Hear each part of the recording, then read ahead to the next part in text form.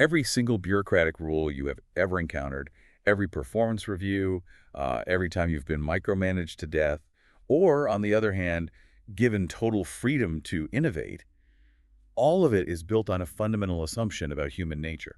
It is. It's an unconscious assumption, most of the time. We're talking about the philosophical blueprint of bureaucracy itself. I mean, does the system, whether it's your local council or a massive government agency, fundamentally believe that you, the employee, are, lazy and have to be controlled? Or does it believe you're brilliant, ambitious, and just need to be enabled? That underlying conflict is, well, that's what we're getting into today. And this isn't just some fluffy corporate management seminar stuff. No, not at all. This is about decoding the administrative DNA of governance.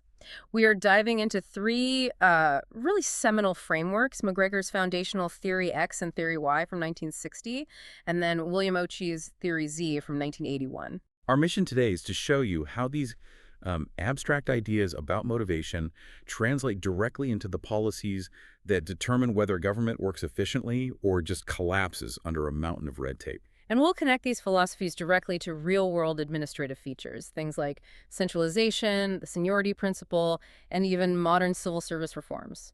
To do that, our sources are some pretty comprehensive excerpts that analyze how these theories apply specifically to public administration.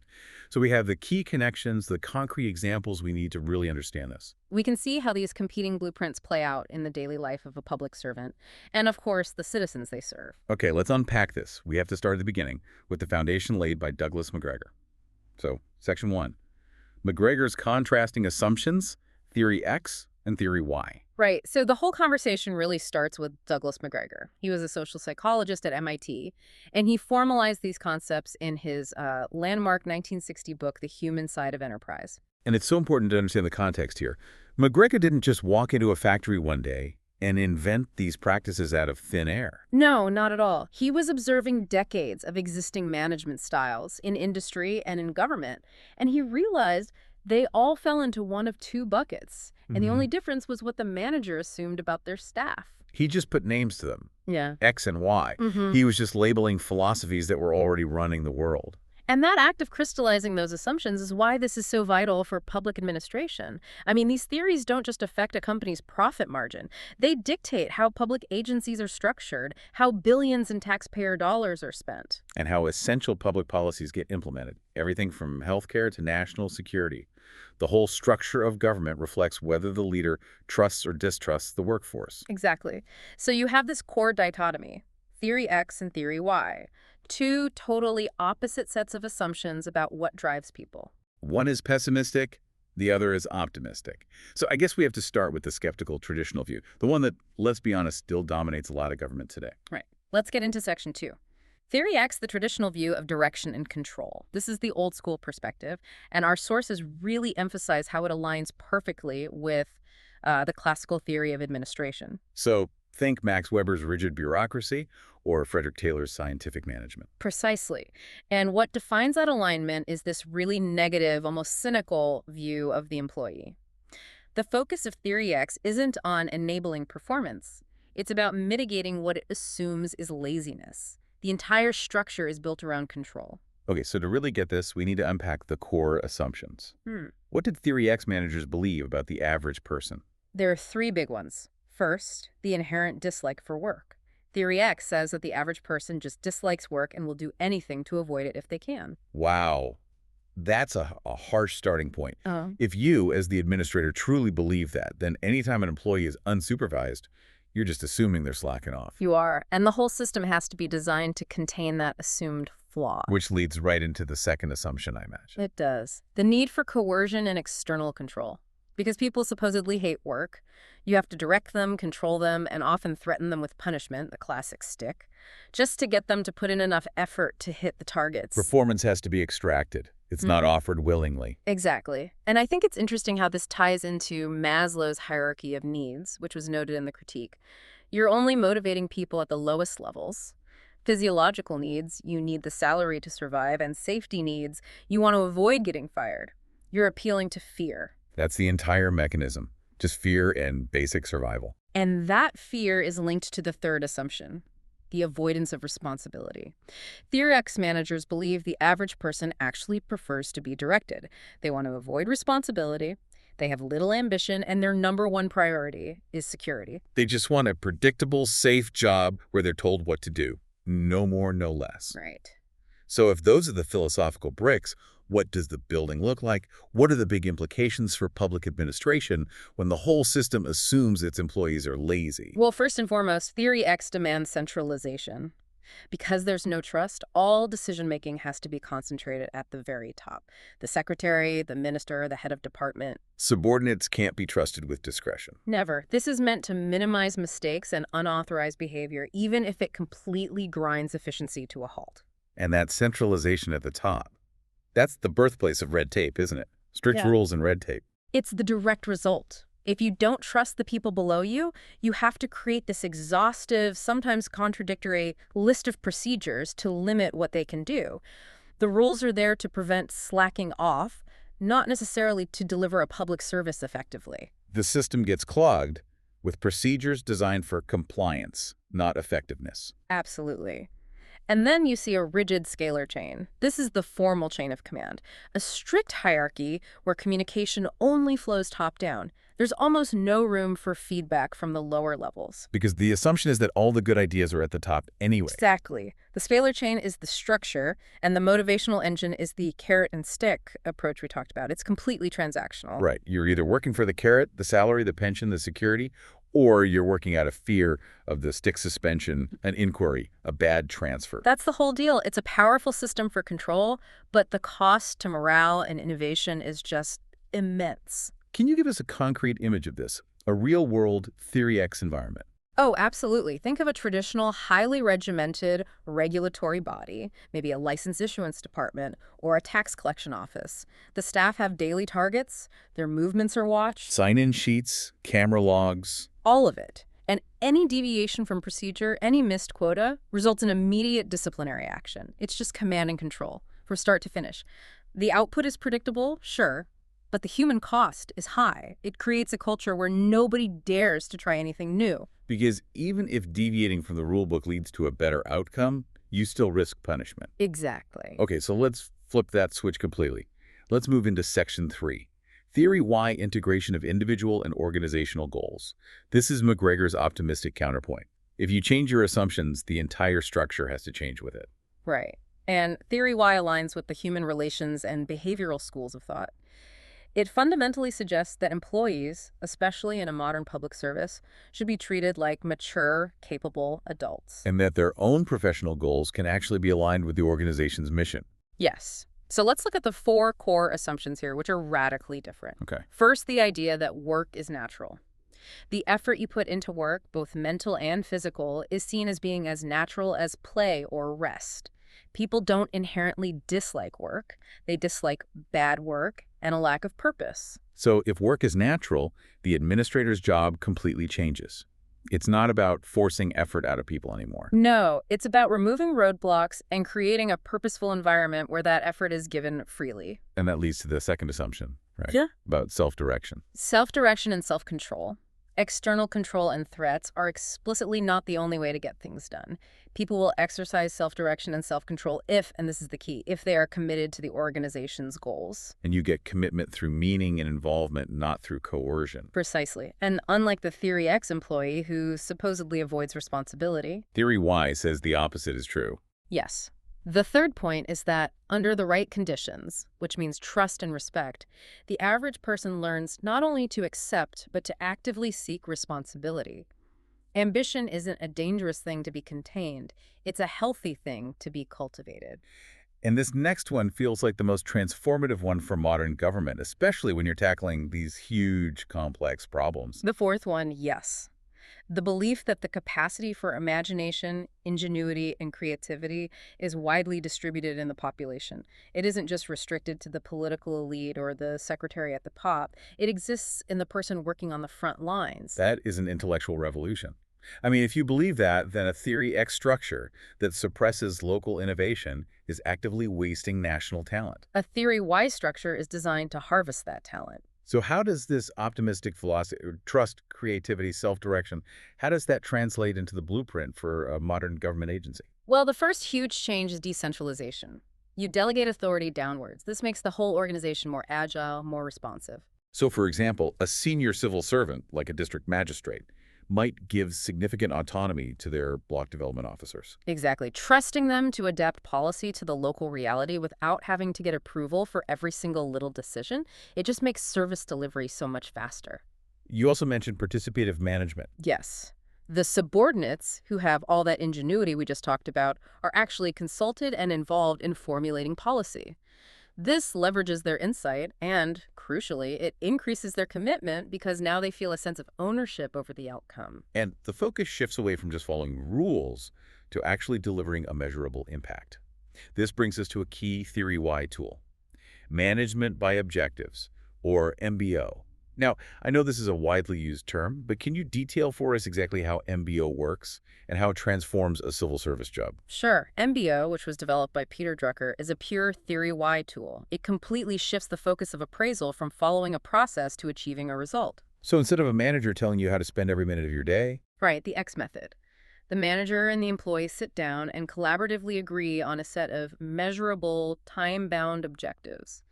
The O in MBO. and for a civil servant, the job description changes from process 12 forms a day using procedure X. To something like reduce the average application processing time by 15% within this fiscal quarter. That's the theory YMBO approach. The employee then has the autonomy to figure out the best way to hit that target using their own ingenuity. So the performance review is about the 15% reduction, not whether they follow the old, maybe redundant procedure. That sounds incredibly powerful for driving change. It is, because it caters to the final implication. Motivation shifts to higher level needs. We're past the basic survival needs of Theory X. We're now focused on esteem recognition, respect, and self-actualization, that intrinsic reward of solving a complex problem and reaching your potential. The work itself becomes the motivator. Yes. A great example of this would be a specialized policy think tank, like INI Ayog in India, or the policy units within the UK Treasury. Experts work in these fluid, high-autonomy teams, and they're driven by the intellectual challenge of solving national problems, not by a rigid hierarchy. The contrast is just night and day. Theory X extracts performance through fear, and Theory Y cultivates it through trust. Exactly. So that brings us to Section 4, where we can synthesize these two and talk about the need for a contingency approach. Let's do a quick side-by-side. Absolutely. The differences are fundamental. The leadership style is totally different. X is autocratic commanding compliance. Y is democratic or participative consulting and empowering. And control flips from being external rules, supervisors, to internal, meaning self-discipline. Right. Appraisal shifts from judging process compliance to judging results. And finally, motivation moves from just money and security to growth and esteem. It's a total paradigm shift. It seems obvious that Theory Y is superior, especially for educated professionals in a modern public service. But McGregor's key insight was about the feedback loop. He argued that Theory X often becomes a self-fulfilling prophecy. This is maybe the most profound point of all. If you, the administrator, treat people as untrustworthy and lazy, you will design a system of strict rules and monitoring that basically ensures they have to behave that way. They just respond to the lack of trust by minimizing their effort and only doing the bare minimum required. And that confirms the manager's initial negative assumption. It's a tragedy of administrative design. The negative belief creates the negative behavior it was trying to prevent. And conversely, if you apply Theory Y and you grant trust and autonomy, people may well rise to the occasion, confirming the optimistic view. This understanding is what fueled this massive shift in governance we've seen over the last few decades. A shift that's visible everywhere in movements like New Public Management, or NPM. NPM is basically the institutionalization of Theory Y principles in government.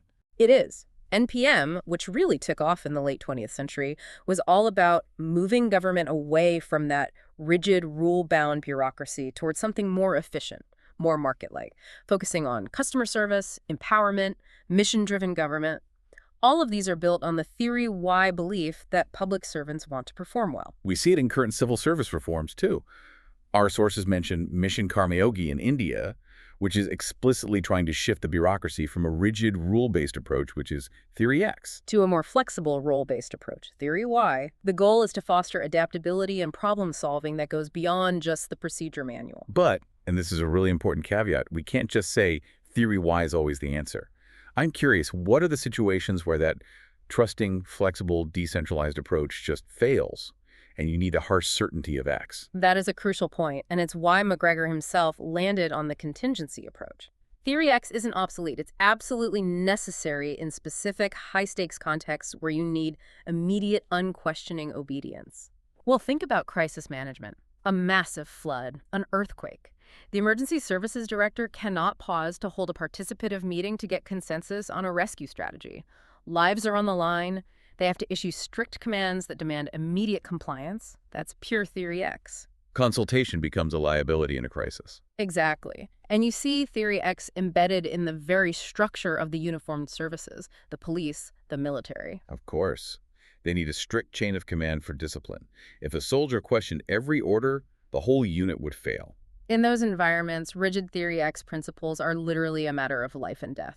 They're essential for public safety. So the best modern administrator isn't a rigid X or a naive Y. They're dynamic. They choose the right lens for the situation. That's the contingency. You use Theory Y to build morale and drive innovation, but you switch back to Theory X mechanisms when you need absolute accountability, discipline, or crisis response. Okay, so that framework X, Y, and the choice between them is pretty comprehensive. But then, in the 1980s, the world is looking at Japan's economic miracle, and, well, they realize something is missing from the debate. Which brings us to Section 5, expanding the scope, with William Ochi's Theory Z. Right. Theory Z is a really significant evolution because it adds this crucial third dimension, organizational culture. William Ochi, a Japanese-American professor, proposed this in his 1981 bestseller, Theory Z, How American Business Can Meet the Japanese Challenge. I remember the context of the 80s. American industry was really struggling, Japanese manufacturing was surging, and Ochi realized their edge wasn't just better tech. It was a profoundly different way of managing people. So while McGregor focused on individual motivation, Ochi shifted the focus to the organizational culture that sustains that motivation over the long term. He was looking for the transferable elements of the Japanese system. He wasn't saying the West should just copy Japan, but that it should integrate the best parts, especially those that foster collective responsibility and commitment, into the Western individualistic structure. so Theory Z is fundamentally a hybrid model. It is. Ochi defined Type A as the purely American model, Type J as the purely Japanese model, and Type Z as the modified American approach that successfully integrated those key Japanese elements. It's an attempt to transplant the stability of a Japanese clan culture into an American bureaucracy. Okay, so to get the unique flavor of Theory Z, let's look at the comparison he made. Let's start with employment philosophy. Okay, so Type A, the American model, favored short-term employment, high turnover, focus on immediate gains. Type J, the Japanese model, favored lifetime employment, which fosters extreme loyalty. And Theory Z lands somewhere in the middle. It does. Long-term employment. It aims for high stability and institutional memory, but without that absolute guarantee of a lifetime job, which can sometimes lead to complacency. Okay, what about decision-making?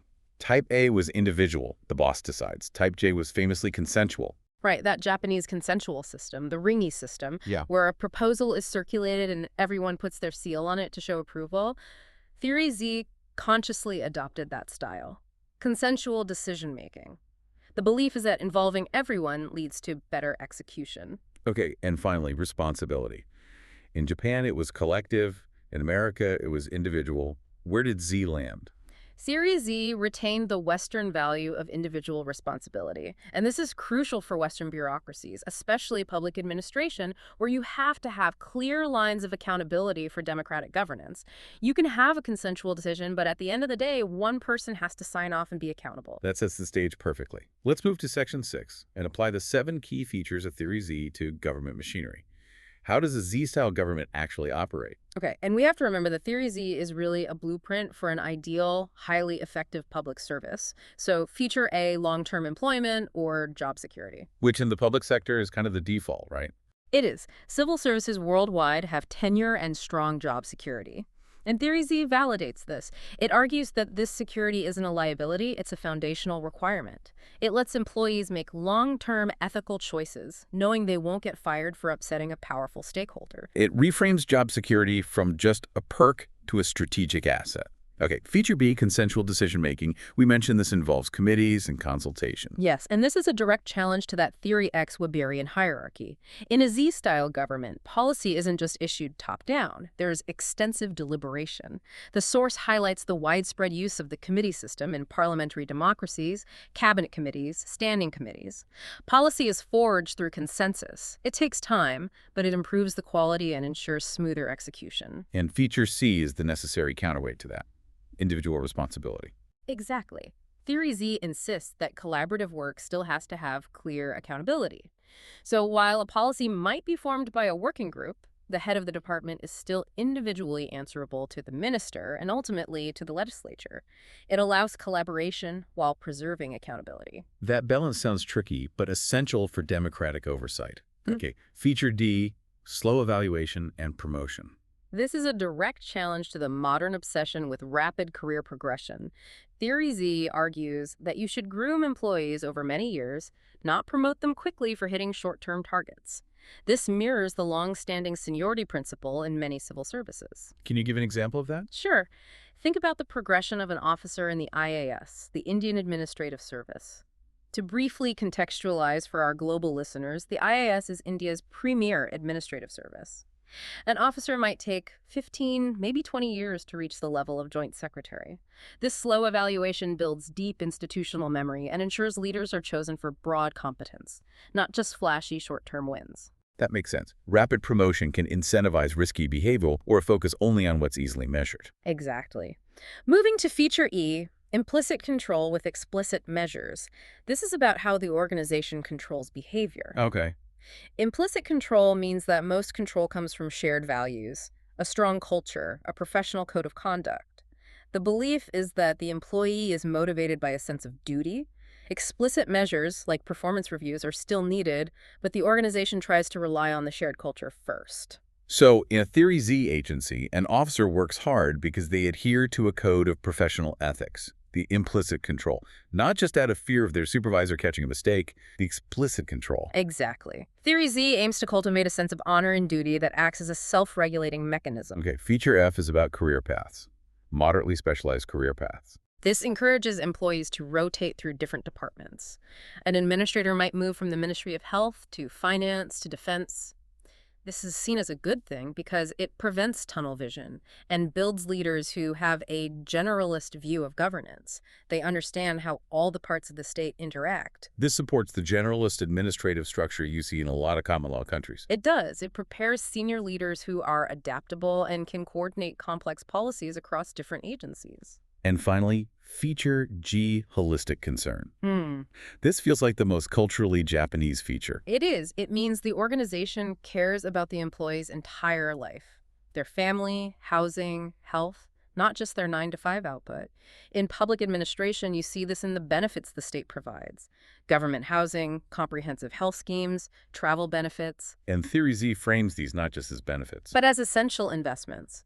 By caring for the employee's welfare, the state builds this intensely loyal, family-like bond with the civil servant, reinforcing that stability and commitment. That's extensive. It really shows that while Theory Z came from studying Japanese business, a lot of its features are already nationally present in, or at least desirable for, established civil services. That's the key insight. Theory Z gives intellectual validation to a lot of those civil service traditions that the efficiency-focused critics sometimes dismiss as just inertia.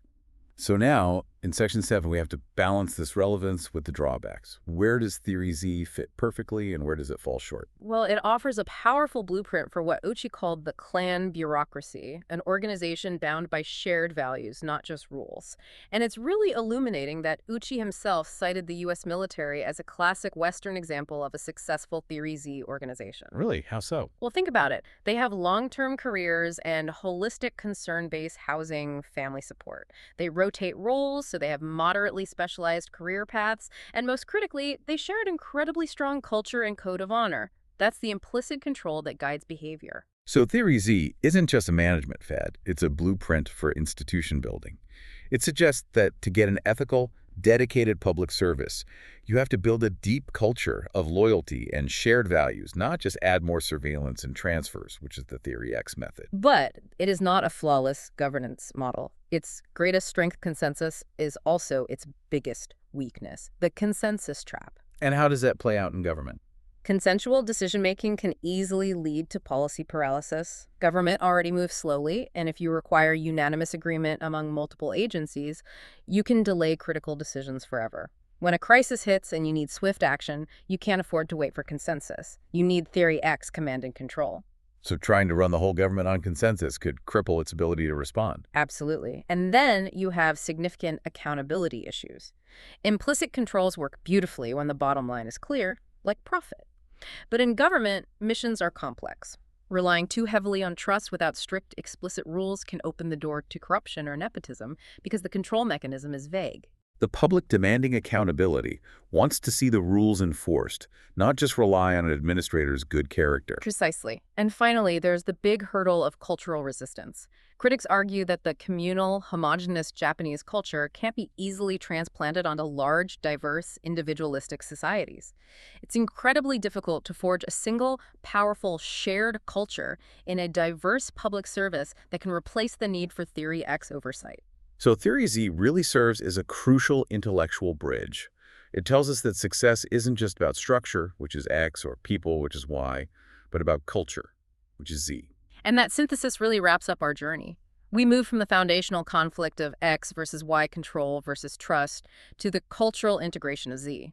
The key conclusion is that public management has to be contextual. The successful administrator knows when to demand immediate compliance Theory X during a crisis, when to empower a team for innovation Theory Y, and how to build a lasting culture of ethical loyalty Theory Z. The system needs to be flexible enough to use all three. Understanding these three theories gives you the vocabulary to analyze every piece of public administration you encounter. You can see the design philosophy. Why one agency feels like a frustrating, micromanaged Theory X nightmare, and another feels like an empowering, mission-driven Theory Y organization. And this brings us to our final provocative thought. Theory X, as McGregor showed, acts as a self-fulfilling prophecy. It designs systems that ensure people behave as poorly as expected. So if the capacity for ingenuity and creativity, like Theory Y suggests, is truly widespread, not just in leadership, but across the entire population, what enormous cost is a modern democracy paying if its government is still designed primarily to contain untrustworthy people? What complex problems are we failing to solve? What innovation are we leaving on the table because we designed the machine to enforce compliance instead of actively foster creativity and trust? The next time you find yourself tangled in a piece of red tape, we encourage you to just pause and consider the managerial assumption behind it. Was that rule created to enable a better result, or was it created to prevent perceived laziness? The answer tells you everything about how that part of the government sees you.